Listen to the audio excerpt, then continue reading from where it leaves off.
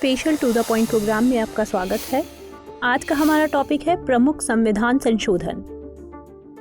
हमारे वीडियो अंग्रेजी में देखने के लिए फॉलो करें हमारा ही दूसरा यूट्यूब चैनल दृष्टि IAS इंग्लिश। आइए डालते हैं एक नज़र संविधान संशोधन विधेयकों के प्रकार पर।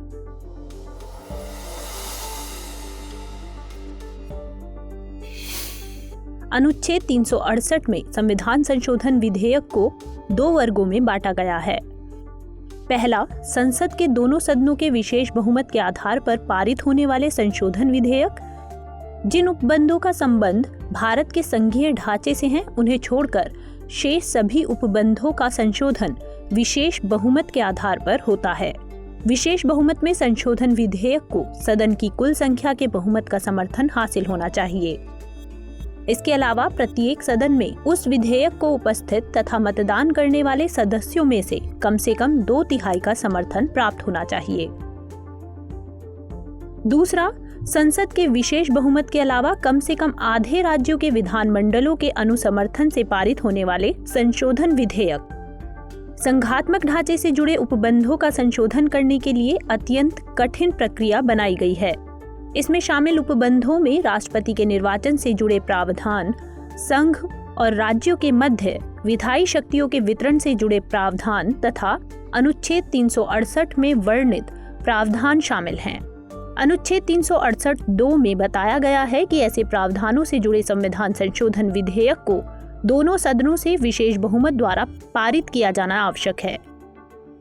इसके अलावा विशेष बहुमत द्वारा पारित होने के पश्चात कम से कम आधे राज्यों के विधानमंडलों द्वारा इस आशय का संकल्प यानी रेजोल्यूशन पारित करके उसे अनुसमर्थन यानी रेटिफिकेशन दिया जाए। अब बात करते हैं प्रमुख संविधान संशोधन अधिनियम की।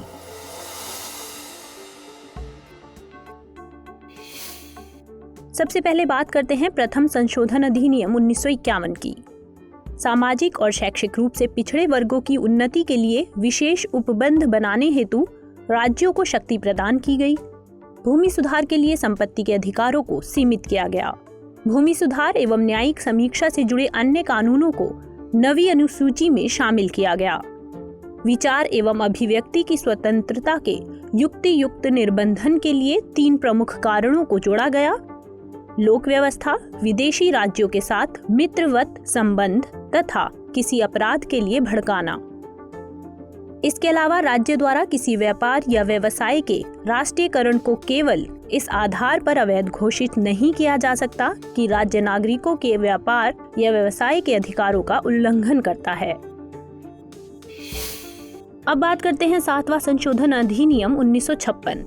इस संशोधन में राज्यों के 4 वर्गों की समाप्ति की गई, जो पहले भाग क, भाग ख, भाग ग और भाग घ के रूप में विभाजित थे। केंद्र शासित प्रदेशों में उच्च न्यायालयों के न्याय क्षेत्र का विस्तार किया गया। 2 या उससे अधिक राज्यों के बीच सामूहिक न्यायालय की स्थापना की व्यवस्था की गई। उच्च न्यायालय में अतिरिक्त न्यायाधीश एवं कार्यकारी न्यायाधीश की नियुक्ति की व्यवस्था की गई। अब बात करते हैं 11वां संशोधन अधिनियम 1961। इसमें उपराष्ट्रपति की निर्वाचन प्रणाली में परिवर्तन किया गया तथा संसद के दोनों सदनों की संयुक्त बैठक की बजाय निर्वाचक मंडल की व्यवस्था की गई।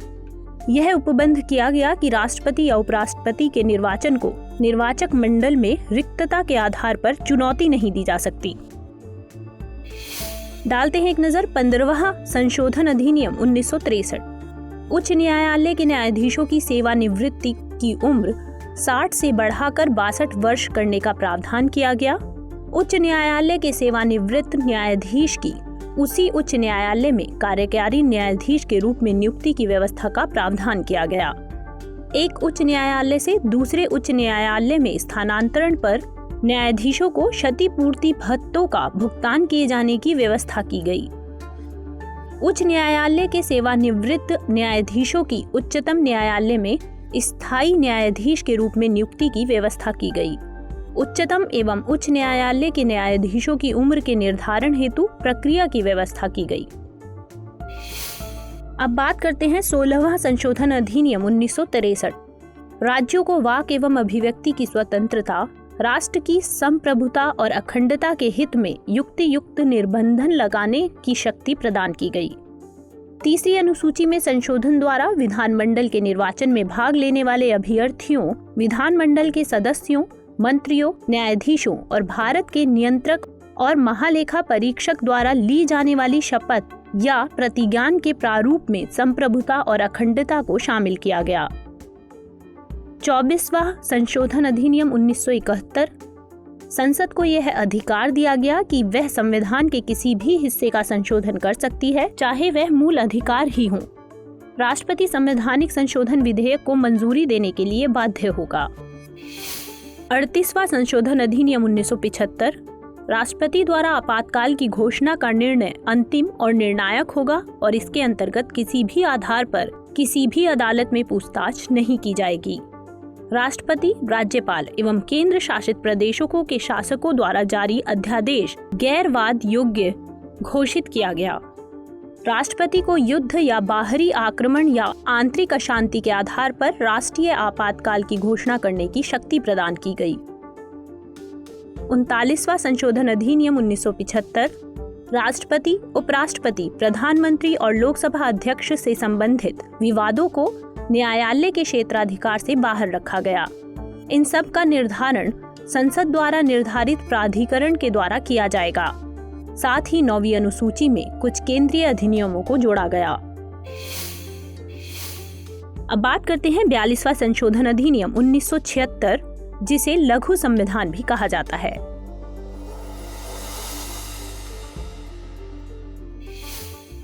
इस अधिनियम को लघु संविधान के रूप में जाना जाता है। इसके तहत स्वर्ण सिंह समिति की सिफारिशों को प्रभावी बनाया गया। समाजवादी यानी सोशलिस्ट, पंथ निरपेक्ष यानी सेकुलर एवं अखंडता यानी इंटीग्रिटी 3 नए शब्द प्रस्तावना में जोड़े गए। एक नए भाग 4 क को जोड़ा गया, जिसमें नागरिकों के लिए मौलिक कर्तव्यों का प्रावधान किया गया। राष्ट्रपति को कैबिनेट की सलाह मानने के लिए बाध्य कर दिया गया। 1971 की जनगणना के आधार पर 2001 तक लोकसभा सीटों एवं राज्य विधानसभाओं की सीटों को निश्चित कर दिया गया। संवैधानिक संशोधन को न्यायिक जांच से बाहर किया गया। न्यायिक समीक्षा एवं रिट न्याय क्षेत्र में उच्चतम एवं उच्च न्यायालयों की शक्ति में कटौती की गई।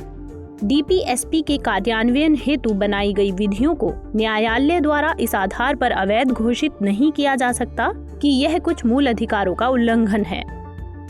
संसद को राष्ट्र विरोधी कार्यकलापों के संबंध में कार्यवाही करने के लिए विधियां बनाने की शक्ति प्रदान की गई और ऐसी विधियां मूल अधिकारों पर प्रभावी अभिभावी होंगी। 3 नए नीति निदेशक तत्व जोड़े गए। समान न्याय और निशुल्क विधिक सहायता, उद्योगों के प्रबंधन में कर्मकारों की सहभागिता, पर्यावरण का संरक्षण तथा संवर्धन और वन एवं वन्य जीवों की रक्षा करना। किसी राज्य में राष्ट्रपति शासन की अवधि को एक बार में 6 माह से 1 साल तक किया गया। केंद्र को किसी राज्य में कानून एवं व्यवस्था बनाए रखने के लिए सैन्य बल भेजने की शक्ति दी गई। 5 विषयों का राज्य सूची से संवर्ती सूची में स्थानांतरण किया गया। शिक्षा, वन, वन्य जीवों एवं पक्षियों का संरक्षण, नापतोल और न्याय प्रशासन तथा उच्चतम और उच्च न्यायालय के अलावा अन्य सभी न्यायालयों का गठन और संगठन करना।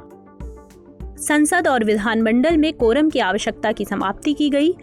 संसद को यह निर्णय लेने में शक्ति प्रदान की गई कि वह समय समय पर अपने सदस्यों एवं समितियों के अधिकार एवं विशेष अधिकारों का निर्धारण करे।